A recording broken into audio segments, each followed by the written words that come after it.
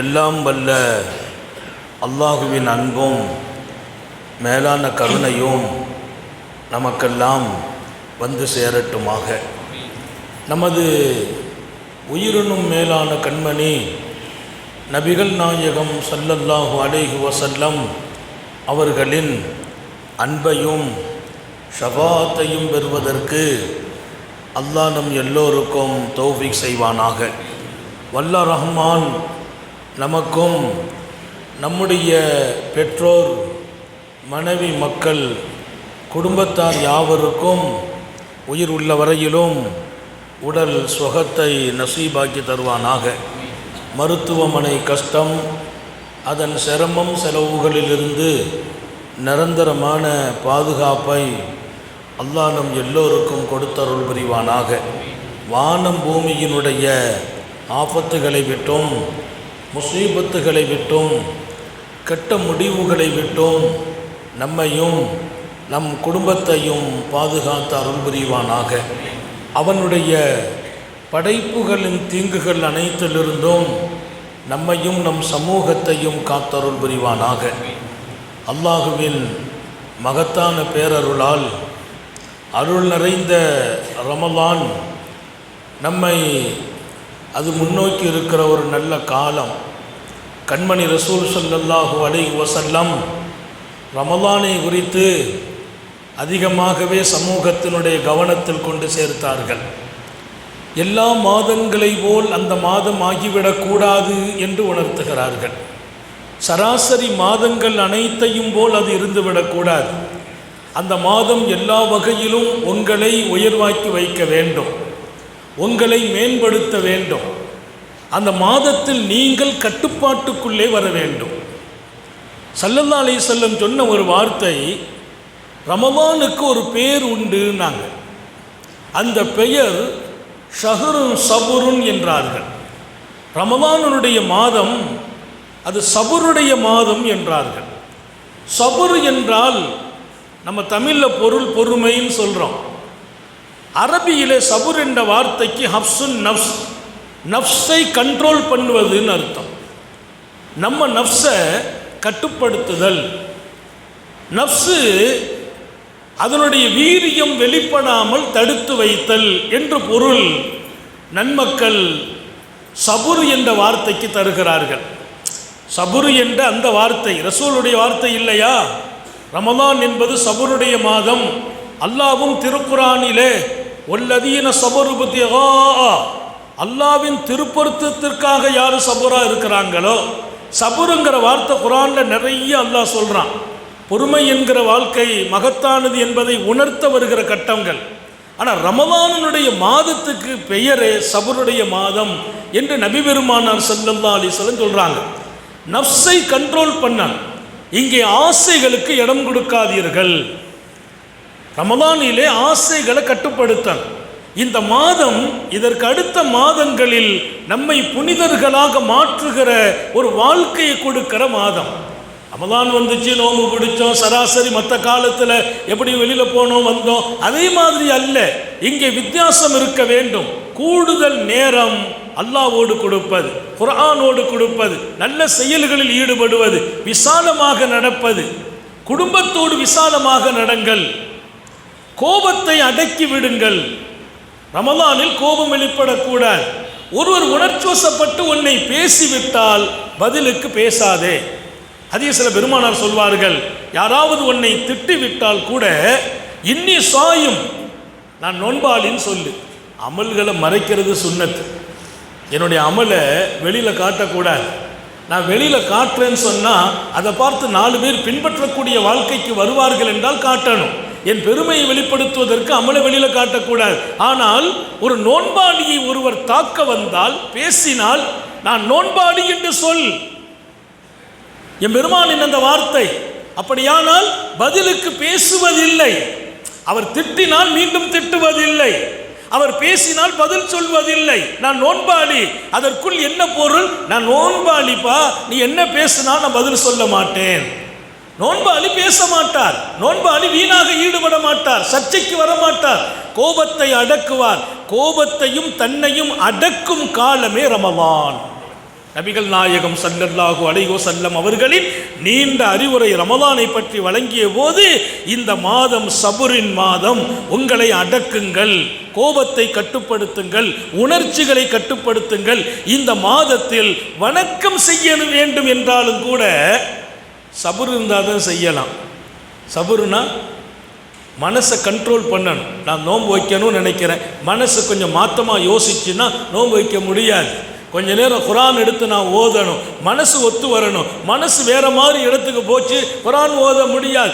நான் வணக்கம் செய்வதற்கு கூட மனசை கட்டுப்படுத்தினால் மாத்திரமே முடியும்.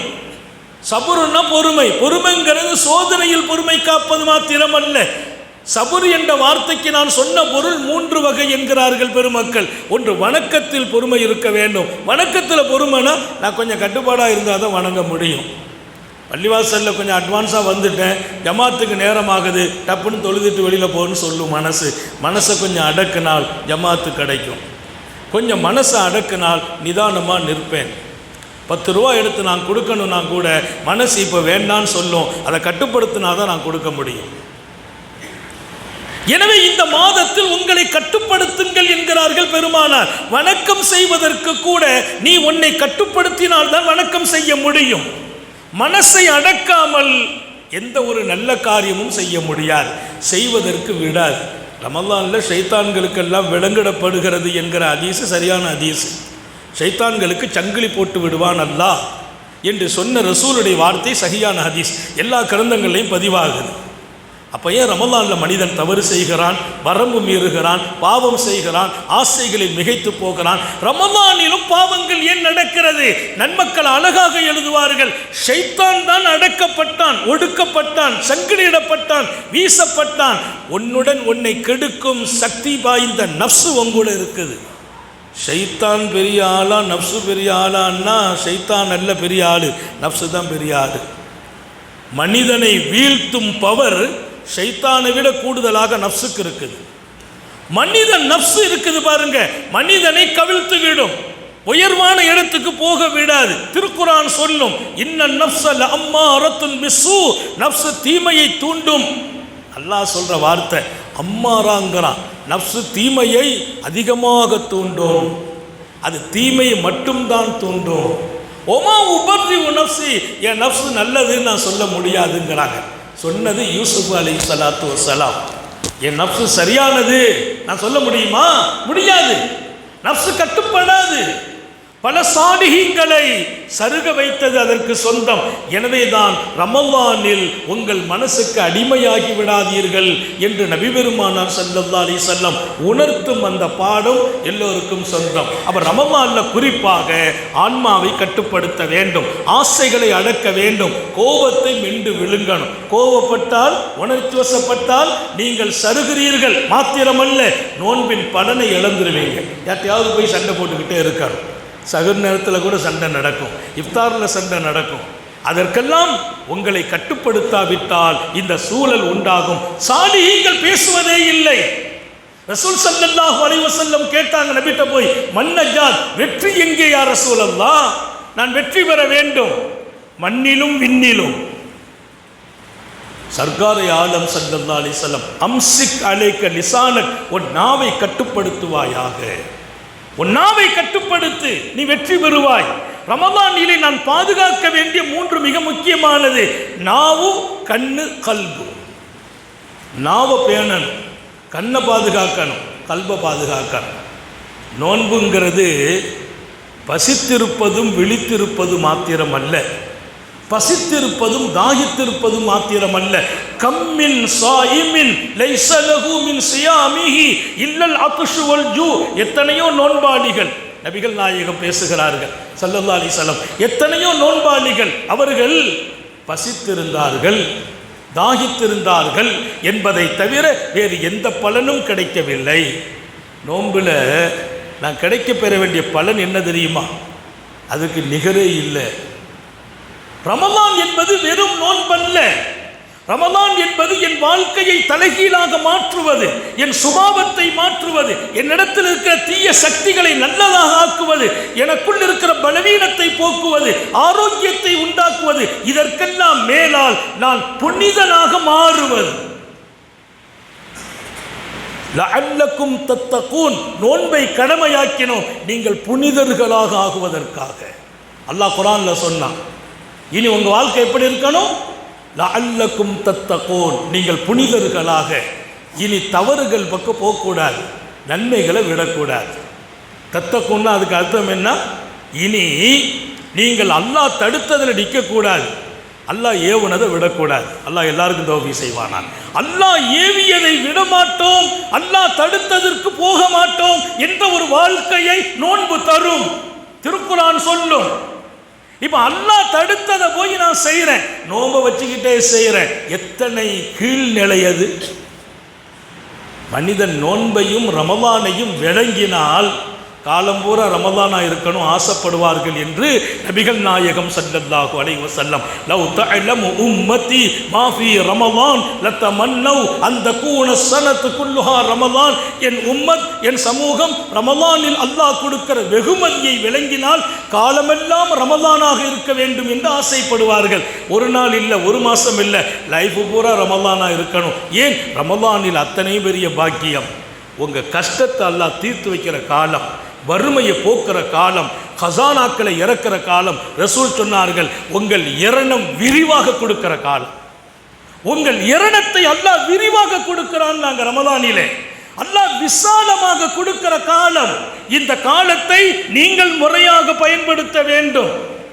எப்போதும் காலையில் எழுந்திருக்கிறது, பஜாருக்கு போகிறோம், அப்படியே சாப்பிட்றோம், அப்படியே வந்து உட்காடுறோம். அது மாதிரி ரமலான்லையும் காலையில் படுக்கிறது, எழுந்திருக்கிறது, கொஞ்ச நேரம் பஜாருக்கு போகிறோம், கடைக்கு போகிறோம், அப்புறம் பள்ளிவாசலுக்கு வர்றோம்.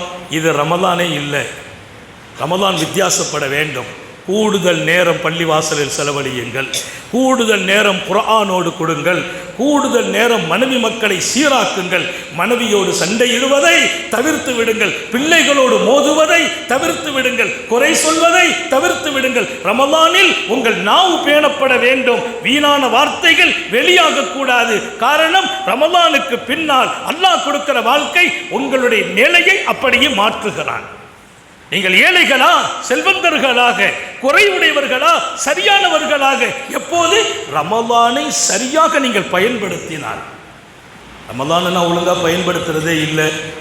எப்போதும் மாதிரி ரமலான்னா விளங்கிட்ட நோன்பு மட்டும் வைக்கணும். ஹதீஸை திறந்து பாருங்கள். இது நோன்பின் மாதம் என்று சொன்ன எம்பெருமான், இது உன்னை அடக்கும் மாதம், கட்டுப்படுத்தும் மாதம், கொடை கொடுக்கிற மாதம், தாராளமாக கொடுங்கள் என்றார்கள். ரமலானில் கொடுப்பவர்களாக மாறுங்கள். நீங்கள் கொடுப்பதால் கொடுக்கப்படுவீர்கள், கொடுத்தால் கொடுக்கப்படுவீர்கள். ரமலானில் நிறைய கொடுங்கள் நாங்கள் ஸல்லல்லாஹு அலைஹி வஸல்லம். ஏன்? இந்த மாதம் கொடை கொடுக்கும் மாதம். இதில் 1க்கு 100 அல்ல, 200 அல்ல, அல்லாஹ் பன்மடங்கு விசாலமாக தருகிறான். ரமலான்ல தேவை உடையவர்களை பார்த்து கொடுங்கள். தேவை கேட்டவங்களுக்கும் கொடுங்க, கேட்காதவங்களுக்கும் கொடுங்கிறான் அல்லாஹ். கேட்கறது இல்லை, அவங்க தன்மானம் கருதி கேட்க மாட்டாங்க.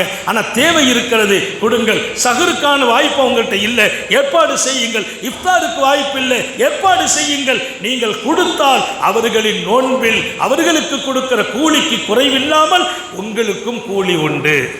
நான் ஒரு நோன்பாளியாக இருக்கக்கூடாது. ஒரு 5 பேருக்கு சஹருக்கு ஏற்பாடு செய்தேன்னா அந்த 5 பேர் பிடித்த நோன்பில் எனக்கும் கூலி உண்டுன்னு நாங்கள் ஸல்லல்லாஹு அலைஹி வஸல்லம். 5 பேருக்கு நான் நோன்பு திறக்க கொடுக்கிறேன் என்றால் அந்த 5 பேரின் நோன்பிலும் எனக்கு பங்கு இருக்கிறது என்கிறார்கள். மன் ஃபத்தர ஸாயிமன், ஒரு நோன்பாளிக்கு நோன்பு திறக்க நீங்கள் செய்வீர்களேயானால், யார் அதை செய்கிறார்களோ அந்த நோன்பாளியின் கூலி அவருக்கு குறைவில்லாமல் இவருக்கும் உண்டு நாங்கள் பெருமானார். உங்கள் வேலைக்காரர்களுக்கு கூட சிரமம் கொடுக்காதீர்கள். ரமலானில் உங்களிடத்தில் வேலை பார்க்கிறவர்களின் வேலை பளுவை குறைத்து விடுங்கள். அல்லாஹ் உங்கள் மீது இரக்கம் காட்டுவான். அவங்களுடைய வேலையை குறைக்க முடியல, அந்த வேலை செய்துதான் ஆகணும், நீங்கள் அதற்கு ஒத்துழைப்பு செய்யுங்கள், கொஞ்சம் ஹெல்ப் பண்ணுங்கள், வேலை சுமையை குறையுங்கள் என்கிறார்கள் நபிகள் நாயகம். ஏன்? நோன்பை சிரமமாகவும் ஆக்கிவிடக்கூடாது, நோன்பை சிரமமாகவும் ஆக்கிவிடக்கூடாது. எனவே ரமலானில் ரொம்ப பேண வேண்டியது 3 அம்சங்களில் ஒன்று நாவு. நாவை பேணியர், அது கொட்டு கொட்டுன்னு வார்த்தை தான் வெளியாகும். பேசுகிறத தவிர்த்துக்கணும். நம்ம கூட வந்து பேசுகிறதுக்கு முயற்சி பண்ணுவாங்க, அலாண்டு போய் உட்காந்து ஒரு ஓரமாக குரானை தூக்கி உட்காந்துடணும். அவுராத்துக்களை ஓதுங்க. ரமலானிலே அதிகமாக குரான் ஓதணும், அதிகமாக திக்ரு செய்யணும், அதிகமாக சலவாத் ஓதணும், அதிகமாக இஸ்திக்ஃபார் அஸ்தக்ஃபிருல்லாஹ் ஓதணும். இதில் ரொம்ப பயன்படுத்தணும் குரான் ஷரீஃபை. குரானை விட்டும் காலியாகிடக்கூடாது. எத்தனை குரான் முடிக்க முடியும் ரமலானில்? எத்தனை குரான்? நான் ஆச்சரியப்பட்டு பல இடத்துல பேசின செய்தி, ஹதீஸை உலகம் பூரா போய் தொகுத்தாங்க. இமாம் புகாரி ரமலானை ஃப்ரீ ஆகிடுவாங்க. ரமலானில் பகலில் சுபுவுக்கு பின்னால் உட்காருவார்கள், மக்ரிபுக்குள்ளால் சொந்த வேலைகள் நடக்கும், கொஞ்சம் நேரம் படுப்பாங்க, எல்லாம் முடிப்பாங்க. மக்ரிபுக்குள்ளால் ஒரு குர்ஆனை முடிப்பாங்க. இமாம் புகாரி ரஹ்மத்துல்லாஹி அலைஹ். புகாரி ஷரீஃப் குர்ஆனுக்கு அடுத்த அங்கீகாரமானது. அந்த இமாம் புகாரி முஹம்மது பின் இஸ்மாயில் புகாரி தினமும் ஒரு குர்ஆனை ரமலானில் முடிக்கிறாங்க. நம்ம இன்னைக்கு வேலையை காரணமாக்குறோம். நான் ரொம்ப பிஸியான ஆள், டைட்டான ஆள், புகாரி இமாமை விடவா டைட்டான ஆள். உஸ்மான் ரலியல்லாஹு அன்ஹு நாட்டின் ஜனாதிபதி, பெருமானாரின் மருமகனார் ஹஜ்ரத் உஸ்மான் இந்த நாட்டினுடைய ஜனாதிபதி அவர்கள், அமீருல் மூமினீன் உஸ்மான் ரலியல்லாஹு அன்ஹு தினமும் ஒரு குர்ஆன் முடிச்சிருவாங்க. பகலில் முடிப்பாங்க. இரவு நேரத்தில் போய் சாதாரண காலத்தில் இஷாவில் போய் நின்று ஓதி முடிப்பாங்க. ரமலானில் பகலில் சுபுவுக்கு பின்னால் ஆரம்பித்து மக்ரிபுக்குள்ள ஒரு குர்ஆனை முடிக்கிறாங்க. எவ்வளோ டைட்டான ஆள், எவ்வளோ பிஸியான ஆள், நாட்டினுடைய ஜனாதிபதியாக வாழ்ந்து சமுதாயத்தினுடைய 1000 பிரச்சனைகளுக்கு பொறுப்பு.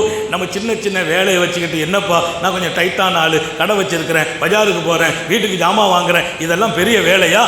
நீ உன்னை மாற்றவில்லை என்றால் என்றைக்கு மாறுவாய் என்று கேட்கிறேன். ரமலானில் கடையில் போய் எப்போது இருக்கிற மாதிரிலாம் உட்காரக்கூடாது. பாபர் சாப்பிட போய் நேரத்தை போக்கக்கூடாது. ரோட்டில் உட்கார்ந்து நேரத்தை வீணாக்கக்கூடாது. அவரோட இவரோட பேசி நேரத்தை வீணாக்கி விடாதீர்கள். குறிப்பாக ரமலானில் யாரையாவது பற்றி புறம் பேசினால் உங்கள் நோன்பும் நோன்பின் பலனும் அழியும் என்றார்கள் நபிகள் நாயகம். ரமலானில் மற்றவர்களை பற்றி குறை மட்டும் பேசிடாதீங்க. பேசிவிட்டால் உங்கள் நோன்பின் பலன் அழிந்து போகும். அப்துல்லா இப்னு முபாரக் ரஹ்மத்துல்லாஹி அலைஹி அவங்கள்ட்ட ஒருத்தர் வந்தார். வந்து சொன்னார், பாப்பா இந்நாள் உங்களை பற்றி எப்பவுமே குறை சொல்றாரு, உங்களை பற்றி தான் பேசிக்கிட்டே இருக்கிறாரு.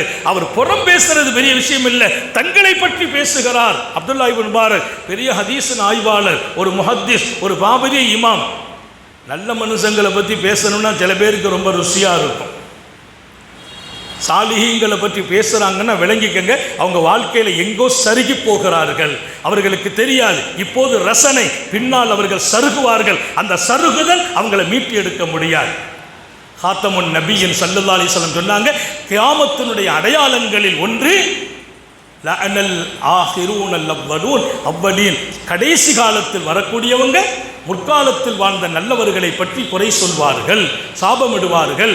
அப்படியானால் அது உலகத்தின் இறுதி நாளின் அடையாளம் என்றார்கள் நபிகள் நாயகம் ஸல்லல்லாஹு அலைஹி வஸல்லம். அப்துல்லா இப்னு முபாரக் ஹதீஸை உலகத்திற்கு கொண்டு வந்த மாபெரிய மேதை.